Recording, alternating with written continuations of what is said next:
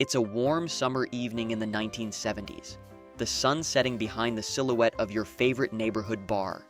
You're sitting with friends, swapping stories and laughing as you crack open a cold one. But wait, what happened to those beloved beer brands that were the stars of those unforgettable nights? Where are the brands we drank all our life now? I mean, just take homage as an example. In the late 19th century, this beer emerged as a beloved Minnesota icon.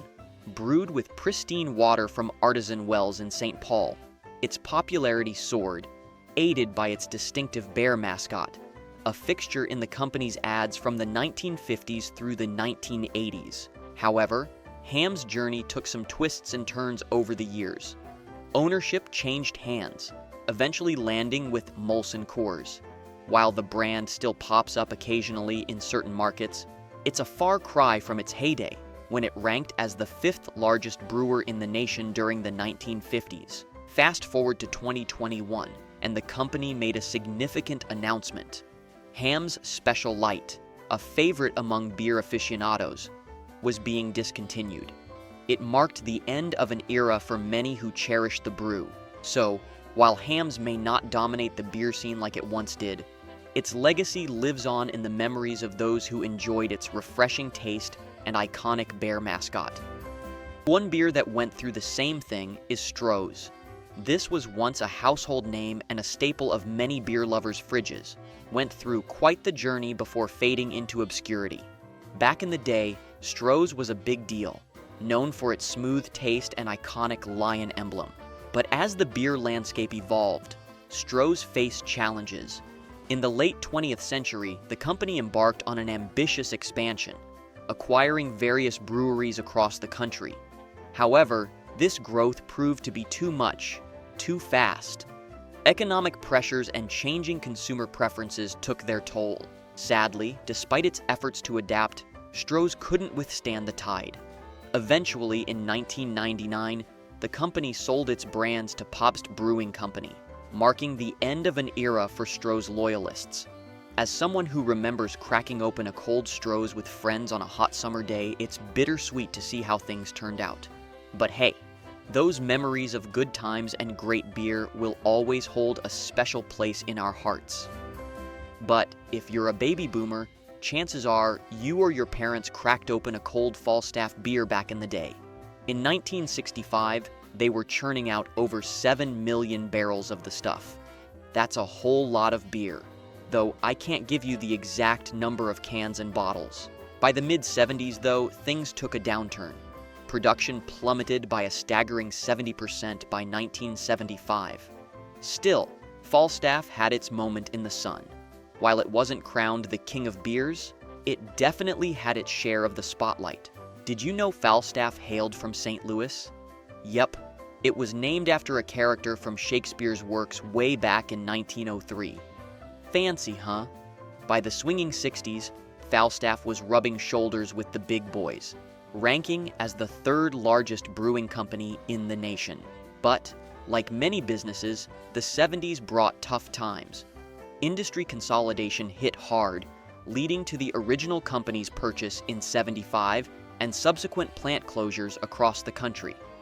By 1990, the last Falstaff brewery shuttered its doors in Fort Wayne, and in May 2005, Falstaff bid its final farewell. But if there was one beer that had some serious culture behind it, it was Schaefer beer. It boasts a rich and storied history that dates back to 1842, when it was first brewed by the Schaefer brothers, Frederick and Maximilian, in New York City. Born out of a passion for brewing and a dedication to quality, Schaefer quickly gained popularity, becoming one of the leading beer brands in the United States. Throughout the years, Schaefer beer has witnessed significant milestones, including surviving Prohibition by producing near beer and malt syrup. After the repeal of Prohibition, Schaefer resumed brewing its full-strength lager, reclaiming its place as a favorite among beer drinkers. One of the brand's most memorable moments came with its sponsorship of the Brooklyn Dodgers baseball team in the 1950s, further solidifying its presence in American culture. Despite changes in ownership and brewing facilities over time, Schaefer has maintained its commitment to brewing excellence and tradition. Its crisp and refreshing taste has remained consistent, earning it a dedicated following among beer enthusiasts. And it's not the only beer that turned into a cultural sensation. That honor is also shared by Olympia Beer, the hometown hero of Washington State and its neighboring areas. You might remember their catchy slogan, "It's the water," which gave a nod to the specially treated water they used to craft their flagship brew. Back in the day, Olympia was all the rage in the Pacific Northwest. But as the 1970s rolled around, things started to plateau in terms of sales. You see, breweries all across the country were merging left and right, and Olympia found itself caught in the mix. Eventually, they ended up in the hands of Pabst Brewing in '99.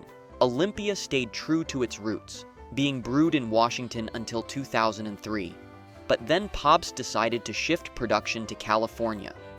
Fast forward to 2021, and unfortunately, the curtain closed on Olympia Beer. They had to call it quits due to dwindling demand. On the other hand, Carling Black Label is a classic beer with a fascinating history that stretches back to the 19th century. Originally brewed by the Carling Brewing Company in Canada, it quickly became known for its smooth taste and distinctive black label, hence the name. What's interesting about Carling Black Label is its journey from Canada to becoming a global icon. It gained popularity in the United States during the mid-20th century, where it was often associated with blue-collar workers and the working-class culture. One of the reasons for its enduring appeal is its approachable flavor profile. It's a beer that's easy to enjoy, whether you're kicking back after a hard day's work or hanging out with friends. Over the years, Carling Black Label has evolved, adapting to changing tastes and trends while staying true to its roots. Today, it remains a beloved choice for beer drinkers around the world, appreciated for its heritage and quality craftsmanship. Now we go back to old-school Brooklyn, the original hipster haven of the East Coast, way before man buns and artisanal avocado toast were a thing. Back in the late 1800s, this borough was buzzing with nearly 50 microbreweries, giving it serious street cred in the beer scene. One of these breweries, Liebman's, stood out from the crowd, eventually becoming a big player thanks to its star creation, Rheingold. This light lager, named after a Wagnerian opera, was the bee's knees, branding itself as the dry beer, and scoring big-time success in the first half of the 20th century. I'm talking Mets sponsorships and its very own beauty pageant, the Miss Rheingold contest. But like many tales of beer glory, the 1970s brought tough times. Rheingold struggled against giants like Coors, Miller, and Bud, eventually closing up shop in '78. There were attempts at revival, even a makeover for Miss Rheingold, but alas, it wasn't meant to be.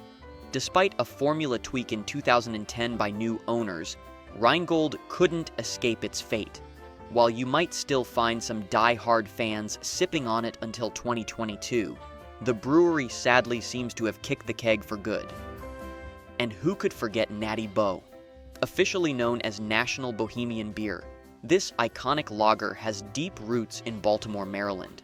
It's been quenching thirsts and sparking joy since 1885, when it was first brewed by the National Brewing Company.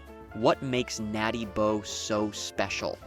Well, besides its crisp, refreshing taste, it's also got some serious hometown pride attached to it.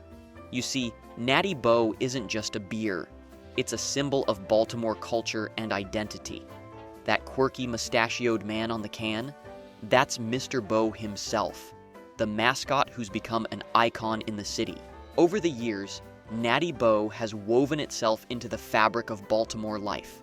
From Orioles games to neighborhood cookouts, you'll find it everywhere. And let's not forget those infamous Natty Boh nights at local bars. Even as craft beer has surged in popularity, Natty Boh remains a beloved classic, cherished by Baltimoreans young and old. But if you grew up on the West Coast, you're gonna love this one. Lucky Lager, often referred to simply as Lucky, holds a special place in the hearts of many beer enthusiasts. Originally brewed by General Brewing Company in San Francisco, California, Lucky Lager made its debut in 1934 during the Prohibition era. Despite the challenging circumstances, Lucky Lager managed to gain popularity, becoming a favorite among beer drinkers. In the 1950s and 1960s, Lucky Lager experienced a significant boom in sales and distribution.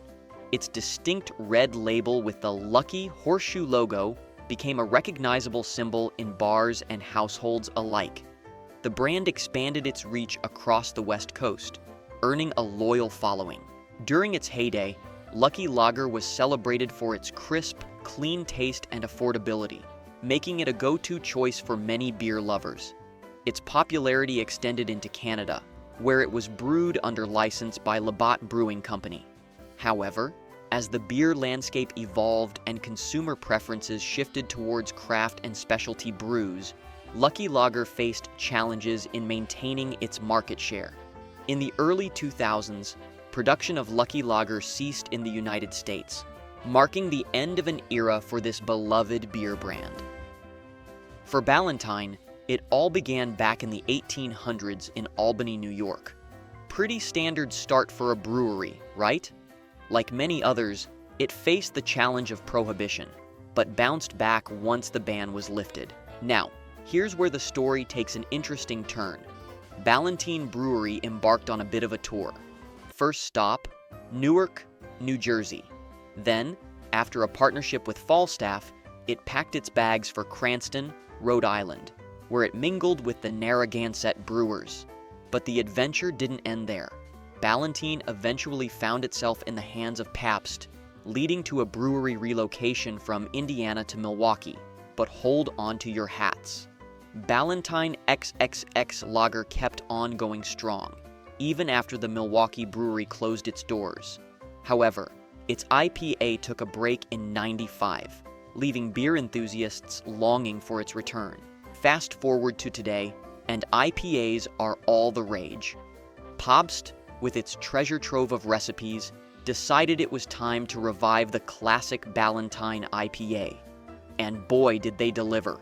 With a score of 87 on Beer Advocate, it's celebrated as a hop-forward delight, staying true to its East Coast roots. So there you have it, folks. Quite a journey back to the 1970s, when even the beers felt different. I don't know if today's generation will ever quite experience that. If you've enjoyed this trip down memory lane, don't forget to hit the like button, share your own memories in the comments, and subscribe for more blasts from the past. And hey, if you're feeling like it, check out our other videos for more of the same content. Until next time, keep those memories alive.